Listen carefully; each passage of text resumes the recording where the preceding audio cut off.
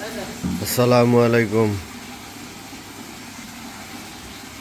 আজকে আমাদের ফার্মের কার্যক্রম দেখব যে আমরা সকালবেলায় কি কাজ করি।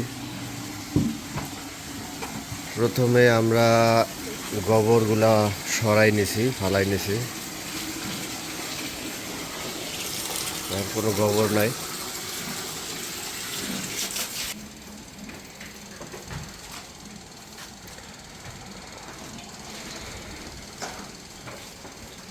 গোবরগুলো ফালানোর পরে যে আমাদের বালতি আছে, বালতির মধ্যে এইভাবে ফিড দিই।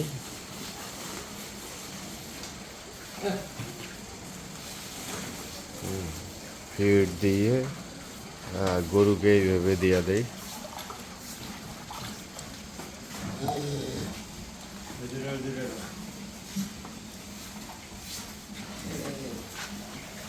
আমাদের গরুর ফারগুলা একদম সোজা। হ্যাঁ, মানুষ একটু পৌনা পৌনা করে, মানে খোপ খোপ করে, একটাতে পানি খায় একটাতে খাদ্য খায়। তা আমাদের ওই রকম না, আমাদেরটা হচ্ছে যে একদম ডাইরেক্ট। এটার সুবিধাটা অনেক, এটাতে একটা বস্তা খাদ্য নিয়ে এসে একবারে দিয়ে চালাচালি করে দেওয়া যায়। আবার একটা গরু যদি না খায়, যেমন এইটা খায় নাই, এগুলা খায় নাই, এখন আমরা যদি চালাইয়া ওইদিকে দিয়া দেই তাহলে তাহলে ওই গরুটা খেয়ে নেবে। মানে আমরা কম কষ্টে একটার খাদ্য আর একটারে দিতে পারবো। আর যদি আমরা ওই যে খোপ খোপ করতাম, ঠিক আছে, মানে আলাদা আলাদা খাদ্যের পাত্র বা পৌনা বানাইতাম, তাহলে কিন্তু এটা অনেক কষ্ট হইতো। খাদ্য দেওয়া আর খাদ্য ওঠানোটা অনেক কষ্ট হইতো। এই জন্য আমরা এটা মানে এইভাবে সোজা হাউস করছি। 6টা গরু একসাথে এখানে খাইবে। উপরে আমাদের এরকম পাগলু ফ্যানগুলা মানে একটু অ্যাঙ্গেল করে দেওয়া আছে, যাতে এই পাগলু ফ্যানগুলা চালাইলে প্রত্যেকটা গরুর গায়ে বাতাস লাগে। এইভাবে গরুরা খায়। হ্যাঁ, এই যে এখানে খাদ্য দিয়েছিল, সাইলেজ দিয়েছিল, ওটা সব শেষ করে ফেলেছে। ওই পাশে আছে একটু, ওটা চালাচালি করে দিলে ও শেষ করবে। ওই পাশে আছে। হ্যাঁ, এইগুলা এবার কুরবানির জন্য একটা, দুইটা, তিনটা, চারটা, হ্যাঁ আরও আছে। এগুলা কুরবানির জন্য এবার। আর এখন বাজারে প্রচুর পরিমাণে, মানে এলাকায় প্রচুর পরিমাণে খুরাই খুব ভয়াবহ আকার ধারণ করছে। মানে খুরাই ধরলেই সমস্যা হইতেছে, গরু মারা যাইতেছে বেশি এবার। এই জন্য আমার গরুর শেডে আরও ফাঁকা আছে, কিন্তু গরু কিনতেছি না। আরও 3-4টা গরু কিনা যায়, কিন্তু কিনতেছি না।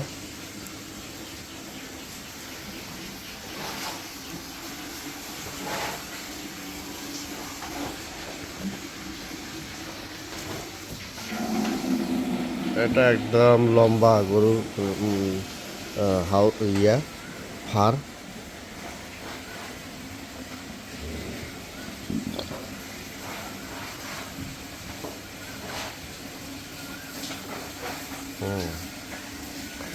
একদম লম্বা। এখানে 14টা গরু রাখার জায়গা। এইভাবে লম্বা করছে। এখানে খাদ্য খাদ্য দিলে ওরা যদি কোনোটা না খায় তাহলে চালাচালি করে দিলে একটা আর একটা খায়া নেয়। এই যে লম্বা করে ফার করার সুবিধাটা অনেক, অসুবিধা কম। অসুবিধা নাই বললেই চলে, সুবিধাটাই বেশি। এজন্য আপনারা গরু ফার্ম করলে আপনারা এইটা চিন্তা করবেন যে এইভাবে করা যায় কিনা। লম্বা করে।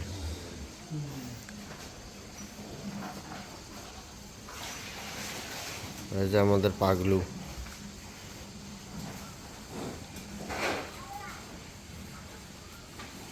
আমার দেখা সবচেয়ে সুন্দর গরু।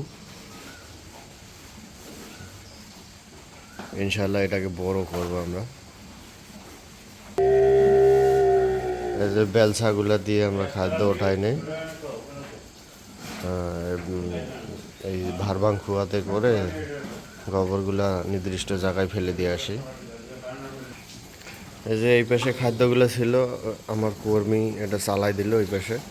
দেখেন ও খেয়ে নিতেছে, খেয়ে পরিষ্কার করবে। আর ফারগুলো একটু অপরিষ্কার হয়েছে, কারণ হচ্ছে যে আমরা সাইলেজ দিতেছি। হ্যাঁ, সাইলেজগুলোর মধ্যে একটু পানি পানি আছে, এই জন্য পানি পানি একটু আঠা আঠা খাদ্যগুলো, এই জন্য এরকম। তো এটা কোনো সমস্যা না।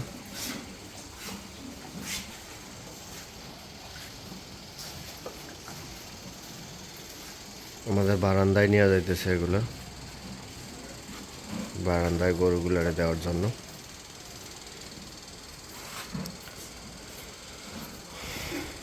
এগুলো আমাদের ষাঁড় বাছুর, এগুলারে এবার বলদ করে দেব। বলদ গরু খায় কম আর বাড়ে বেশি।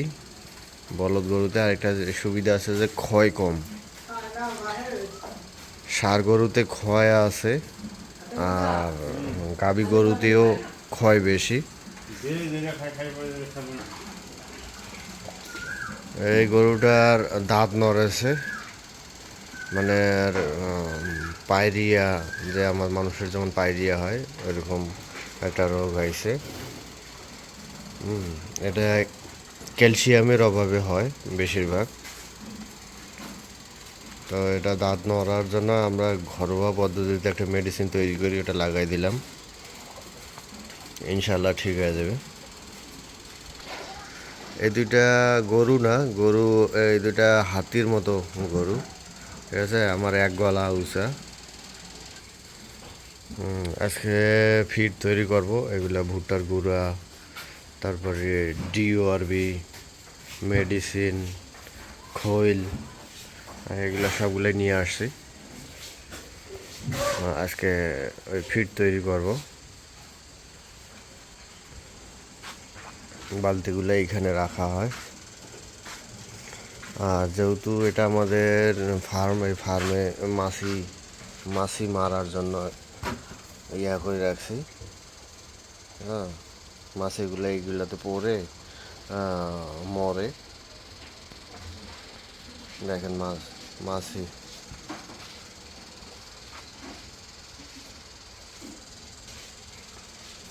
কারো ফার্মে যদি মাছি বেশি হয় তাহলে ওই একটা পাত্রের মধ্যে ফিড আর ভিত্তাকো নামে একটা ঔষধ আছে, কীটনাশক, ওইটা দিয়ে আর কিছু হালকা দুধ দিয়ে মেখে দিবেন, তাহলেই মাছি মরে সাফ হয়ে যাবে।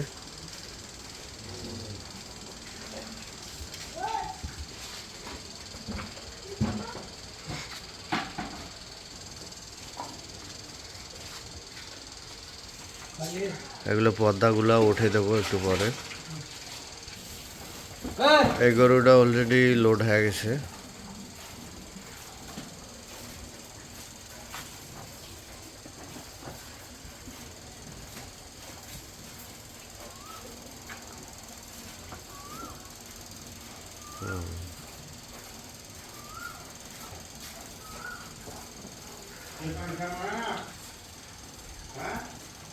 বাইরেও কিছু গরু বান্ধা আছে।